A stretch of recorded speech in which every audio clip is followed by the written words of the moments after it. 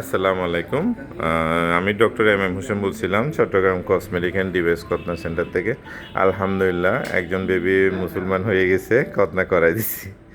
আপনার কি হয় একটু অনুভূতিটা জানাবেন। এখন তো আমরা মুসলমানই করে দিছি, আপনাদের বাসা কোথায়, আপনার কি হয় এবং খতনা সম্পর্কে আপনার অনুভূতিটা জানাবেন একটু আমি কষ্ট করে। মোহাম্মদ জাহানে আলম। জি, আমরা আসছি ব্যাটারিগুলি থেকে। ব্যাটারিগুলি। আছি। জি, হ্যাঁ। তো ও আমার ছোট ভাইয়ের ছেলে, আমার আচ্ছা ভাইপো আচ্ছা আচ্ছা। রিজওয়ান হক। জি উনি। জি জি।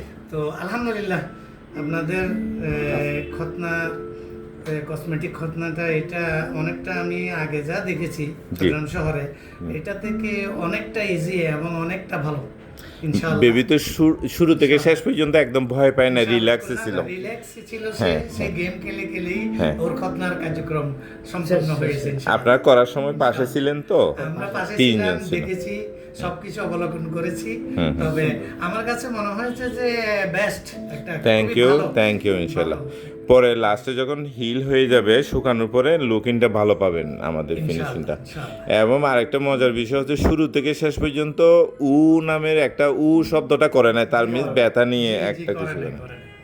বাবা টাটা দাও একটু। মাশাল্লাহ মাশাল্লাহ। আসসালামু আলাইকুম, ভালো থাকবেন। আসসালামু আলাইকুম। Thank you.